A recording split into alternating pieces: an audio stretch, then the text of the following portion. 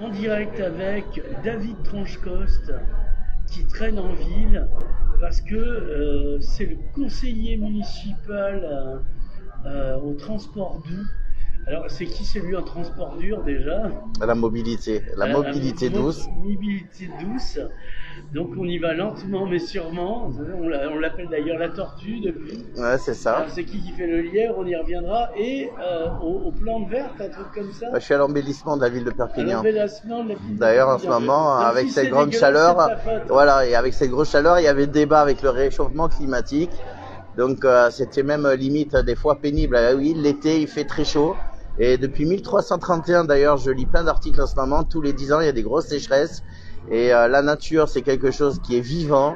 Et c'est pas la nature qui met le feu dans les forêts, c'est bien des cons avec les cigarettes la plupart du temps. Alors, du coup, est-ce que c'est toi qui avais coupé les grands platanes autour du Palais des Congrès et c'est toi qui avais fait raser le jardin avenue Torcatis, le jardin botanique? Non, c'est pas toi. Non, bien sûr que non. Bien sûr que non, non. Parce que des fois on se demande, est-ce que c'est toi qui m'as répondu quand j'ai fait le débat au Castillet qu'on a dû couper les arbres parce que les caméras ne voyaient pas les dealers?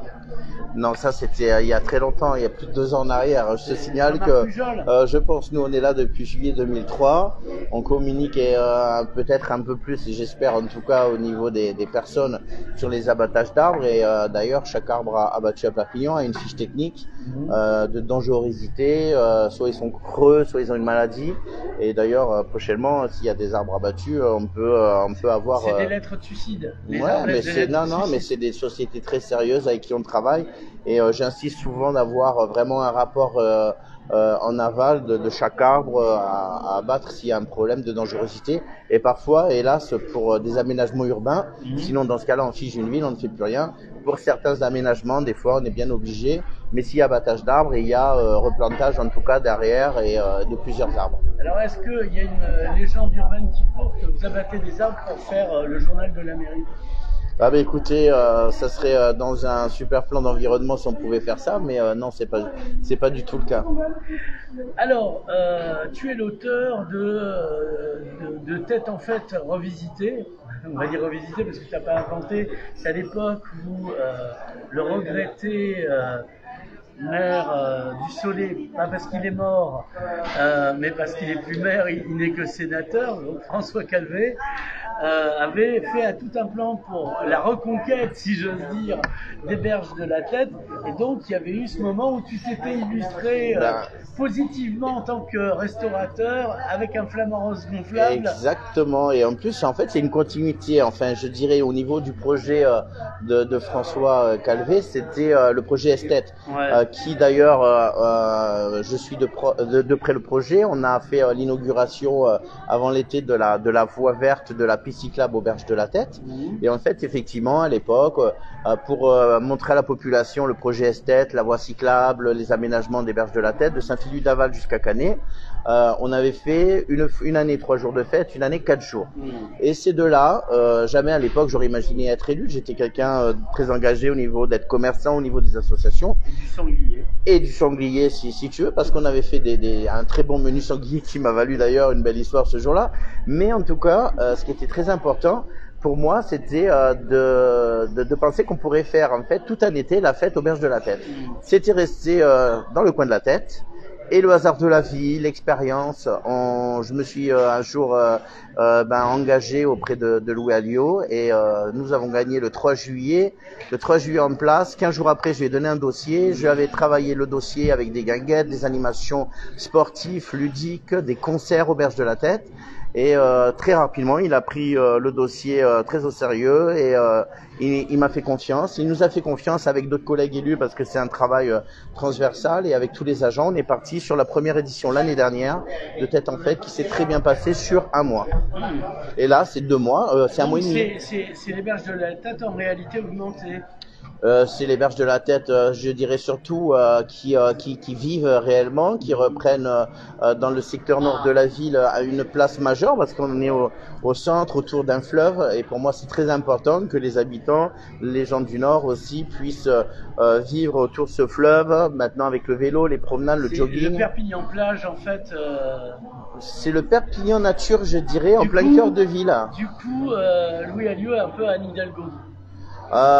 Non, parce qu'on a quand même évité les transats, on n'a pas le droit de ramener du sable, etc., ce qui est pas nécessaire. Nous, on a la chance d'avoir cette nature en plein cœur de ville et donc l'aménagement a été quand même fait par les services PMM et les services de la ville de Perpignan au niveau de nos services décoration de la DNAU de Perpignan.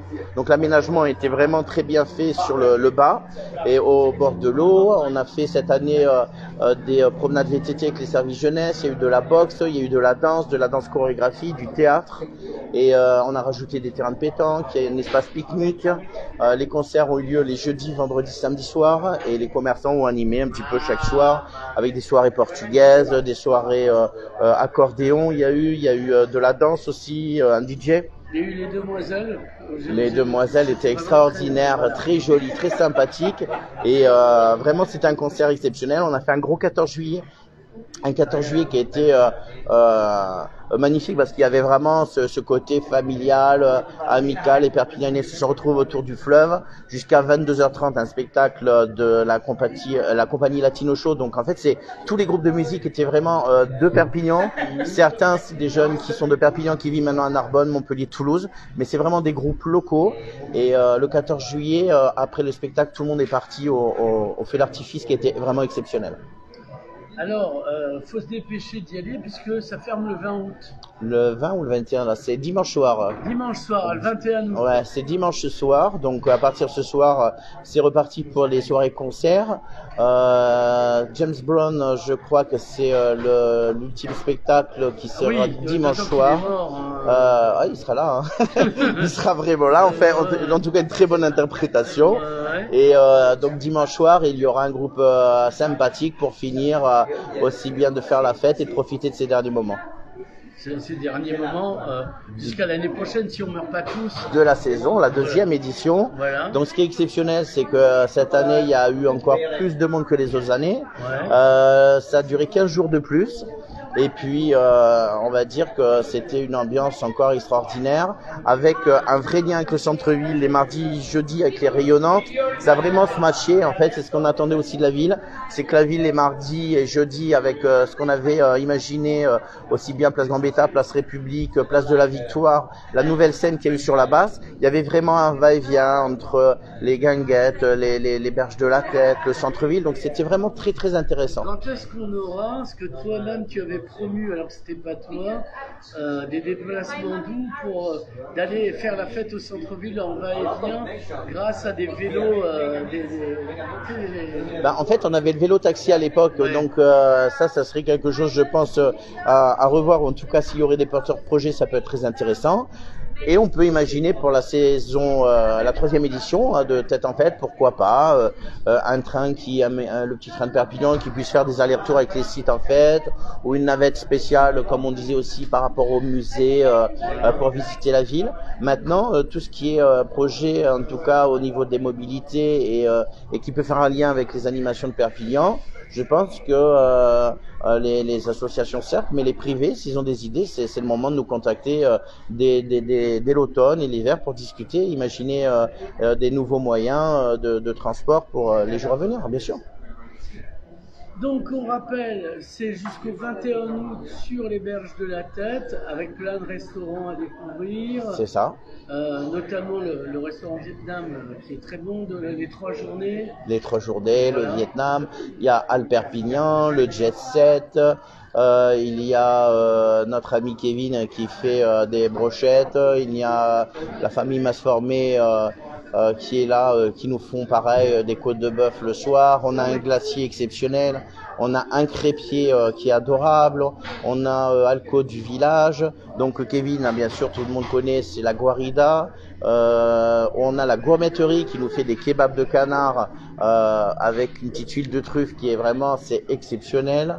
On a le Tio Pepe, on a la maison La Casa Portugaise.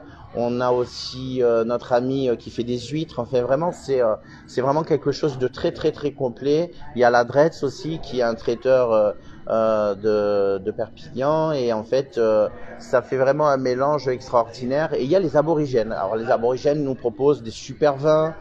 C'est une famille qui travaille avec leur fils. Ils sont très sympathiques. Tout le monde est très sympa. On a un chalet-ville aussi cette année. On a eu le chalet-ville pour proposer. Du coup, les aborigènes. Ah, les aborigènes. Tu picoles du vin. On picole des super bons vins. Ils sont en direct. C'est une cave à vin. Donc ils sont en direct producteurs. Ils proposent des tapas, et donc c'est une maison aussi très très sympathique. Il y a un bon lien avec tous les commerçants. C'est ce que j'attendais chaque année, bien sûr. Mais parce que c'est chacun à sa terrasse. Mais parfois, on s'installe sur une terrasse, on va chercher le vin ou un tapas chez l'un chez l'autre. Et une histoire de partager l'espace public, oui. Le bien vivre ensemble. Eh bien, David Tranchecoste, merci. Et à l'année prochaine. On verra avant pour d'autres. J'espère bien, Nicolas. À bientôt, et à bientôt à tous tes auditeurs. Ciao, ciao.